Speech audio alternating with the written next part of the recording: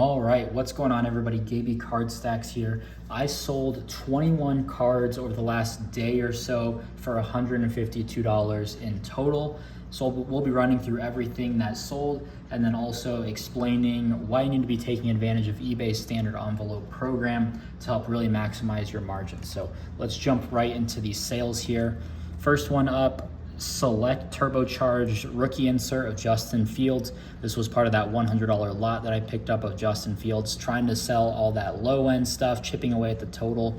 And I still have some of the bigger cards from that. I found out the graffiti does about 30-ish.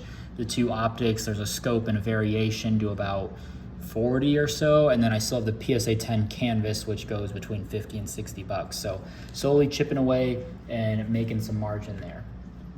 All right, next one here, Will Shipley, green lava at Bowman University, numbered to 99. I picked this up at auctions for maybe $3 or $4 shipped. He's a guy I've been buying into. I do like his draft grades going into next year. Clemson could be a hot team next year. We'll see what happens. I sold this I had it listed for 15. I have been putting best offers on my items. I know I've been talking about I only have buy it now, but then at the same time, I do want to move my money quickly. So I have been putting a auto decline at 75%. And I feel like at that rate, I'm starting to accept offers to, again, keep the money moving. So got an offer for 12 on this and took it to a friend of the program, reached out, sent me a message saying they like the channel, and definitely appreciate that. So not bad for that sale. Mosaic. I know, again, I don't particularly like buying Mosaic, but sometimes it's just too cheap to not pick up. And especially this parallel is tough. This is called a Mosaic parallel, so when you go through searches, or listings, you really got to go Mosaic silver, and that will help kind of get you this parallel. You will get some of those refractors, but this kind of helps. Sky Moore is someone that I kind of sneakily like. Mahomes has to throw it to somebody. He lost Juju. I do like Marquez Valdez-Scantling. So maybe someone that I'd buy into, but maybe not Mosaic. Nick Bonito, orange. I know nothing about him, but at the time bought this for about $1. Prism, color match, rookie, numbered. I think this sold for $3 or $4, so not a bad move there. Next one, this one sold for about $3 or $4. Garrett Wilson, Donruss, clearly sold pretty quickly. I do have a gold foil of this, and at the time I didn't know what the difference was. The gold foil seems to do about $6 to $7, so maybe something to look into. I know the gold foil sometimes doesn't command much of a premium, but maybe something to look out for on the clearlies. Patrick Surtain, cracked red ice. This one sold again for $3 or $4. Probably picked this up for $1 at the show. Not bad. I moved Patrick Surtain. He's not going to have huge margins, but he is, a somewhat popular player, I would say. One of the best corners in the league, no doubt. So always like to move him. One thing I do want to mention, so a lot of these have sold for $3, $4 minus the Shipley. And so your margins, when you sell one card, you're making $1.50, maybe $2 on a card. Doesn't seem like a lot, right? But once you start doing it at scale, now you're going in with $10 profit. So we'll kind of chat about that as we kind of go through more of these pickups here. Next is an interesting one, Malachi Moore Gold Shimmer. This is numbered 250. I was buying Malachi Moore. He had kind of first round grades when the product came out. Alabama, I don't think you can go wrong. I don't know where he stands truly, but just figured you can't go wrong. And I like to target, when I am selling under plain white envelope, which we'll get to in a little, I do target kind of that $8 to $12 range because you can ship it for 60 cents. So when you're at that $8 to $12 range, I still feel like there's decent margins to make a quick flip. So I don't know exactly where I'm into this card for, but it sold for 15. What I found was interesting was there was a true gold listed for $8, and I think another shimmer that was around there as well. This one sold via promoted listing, so perhaps that helped. My listing is probably going to be at the top when someone searches Malachi Moore Gold Shimmer. Maybe mine was in better condition. Maybe seller feedback had something to do with it with some of the other copies. But clean photos, promoted listings, I think goes a long way. Thought that was interesting that one sold when there were cheaper copies available. Same thing with these two.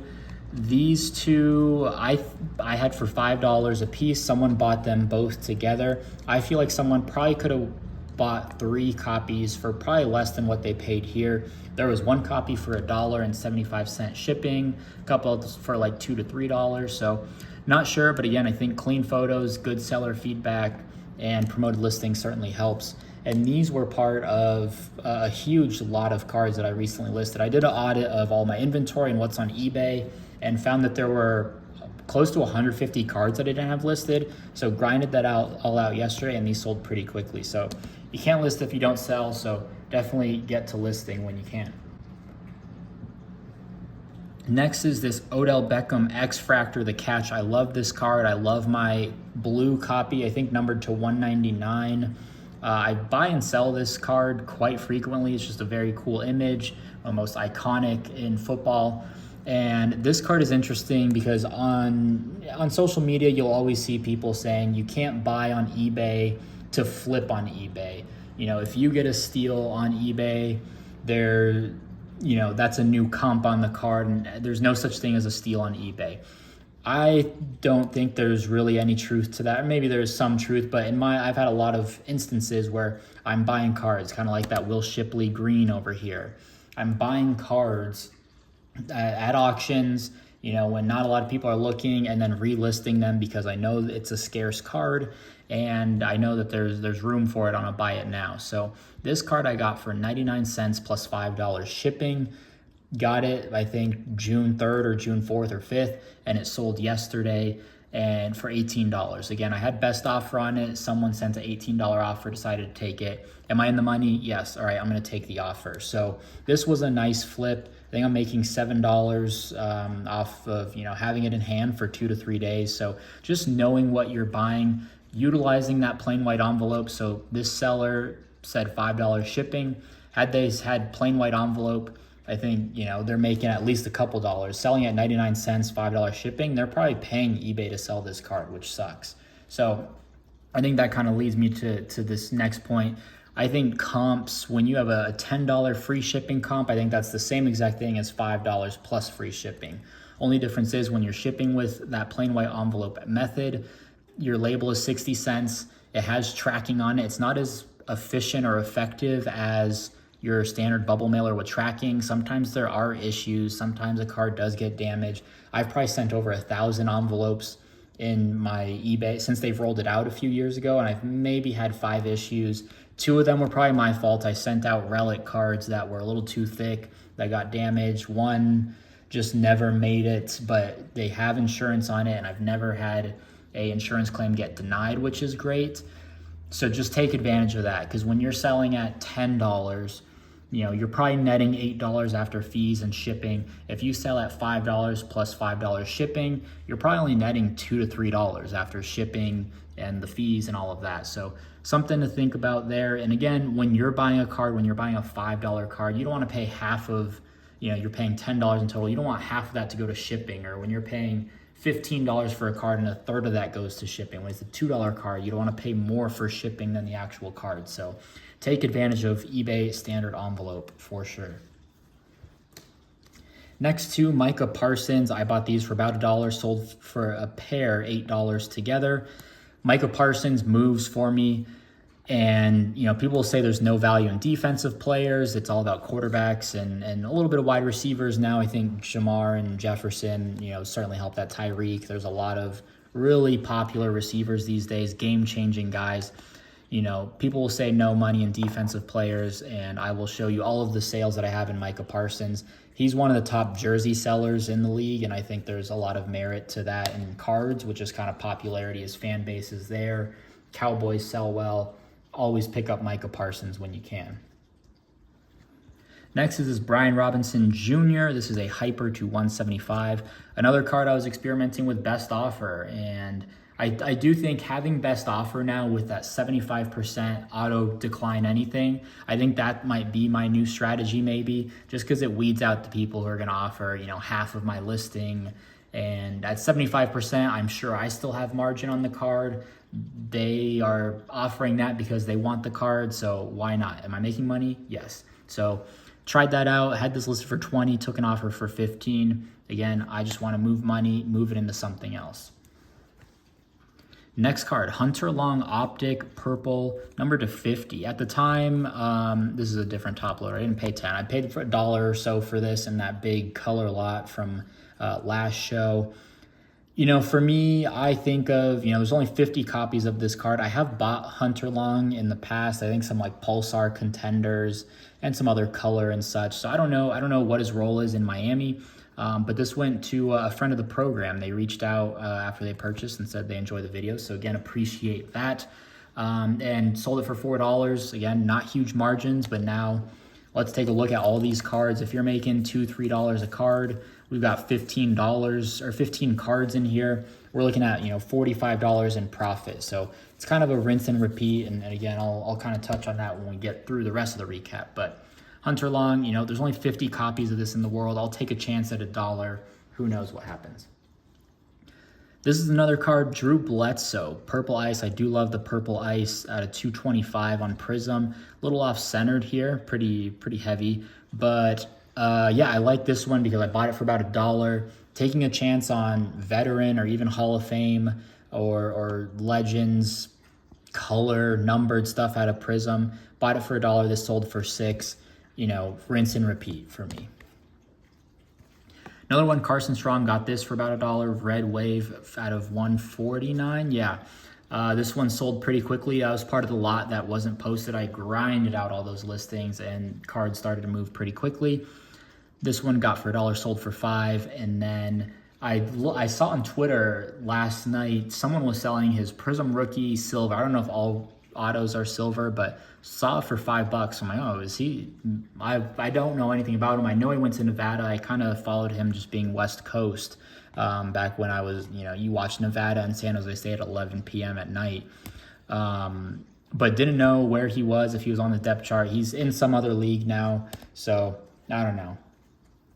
Some collectors out there. Someone's trying to finish that rainbow. He's somebody's favorite player, so someone's always looking for that stuff. Mac Jones, I probably picked this up for a couple bucks at the show this weekend. Had it for 15, sent the 10% offer, and it got accepted. So I usually sell these for around 12 to 15 bucks, and you usually get them for 5 to 7 at shows. And you know, again, using plain white envelope, my shipping is 60 cents for actual postage, 3 cents for the envelopes, and probably 5 cents for the label itself. So I'm shipping for 70 cents, and I offer free shipping on everything under $20 to take advantage of that. I'll post screenshots, I'm sure, of all the supplies that I use. I have a label maker, which is absolutely life-changing, so think about that. Trey Lance, I think this was in another sale video, but the guy just didn't pay for like 4 days and finally sent it. Thought this was a rookie card when I bought it. Thought it was a great deal at $5. Had it listed for a long time. For me, that's like four months, and finally put best offer on it, sold for $6. So all about moving that money. Next one, Penei Sewell, another best offer that I took. Had it for $8, sent an offer, or they sent an offer for $6. Am I in the money? Yes, I'll take it. I love the Purple Ice parallel, and again, just a matter of cash flowing everything out. Aiden Hutchinson, gold press proof, bought a lot of these at the last show. This one sold for $4. I'm in the money on that lot, so anything else that I sell from that is pure profit. Not quite profitable from the show, I'm sure, but from that lot, at least I know mentally I'm in a good spot in terms of cash flow. And then last card here, Hendon Hooker, pink or purple fuchsia mini diamond. I bought this pre-draft when there were anonymous GMs saying that they don't think Hooker makes it out of the first round. And if he makes it in the first round, then everyone's watching that draft. Every fan base is, you know, has hope and excitement. So bought this on Twitter for $13 or $14. When I got it, thought it was going to be a $30 card on draft day. He unfortunately fell. I still think he's going to be one of the better quarterbacks. You know, I think he's going to wow some folks once he's healthy and gets to camp. But unfortunately, college jerseys do drop in value once the pro uniforms come out. We'll see what happens with the Bowman First logo. I don't know how much weight that'll ultimately carry in the hobby, but I took a chance. I think that I kept dropping the price from 25 to 20 to 18 to 16. I think it finally sold at 16. So for me, I'm probably losing a couple bucks, but now I get that $12 net fees and shipping, and I'm able to reinvest that into something else. So again, going through everything, some of these margins, $2-3 at a time, but over time with scale and margin, you're making money at the end of the day. Once you're putting in the work and finding those deals, listing them, it just takes time and effort. So I sold all of these for $152. After fees, it's going to be, about $129, $14, $15 to ship using that standard envelope. I'm probably $50 into these cards or so, and a bulk of it is probably this guy. The rest are all really just dollar cards that I've picked up. Good deals. I picked up these on ComC. Don't know how much I paid for that. That was probably about 8 to 10. When it comes to standard envelope, I like to stay in that range or that max just so I can maximize my margins. So I'm probably into these cards for about $50, which after fees, shipping, the cost of the actual cards, I'm probably netting $65. So with that $65, I'm going to go back to a show. I'm going to buy $81 cards. I'll buy 15 $5 cards, and I'm going to reinvest that money and grind it out and do it all over again. So again, just a big advocate of putting in the time, putting in the work, finding good deals, and over time you will see your inventory, your cash flow, you will see it all grow. So hopefully this was all helpful to you, inspirational, whatever the case may be. I appreciate all your comments, messages, likes.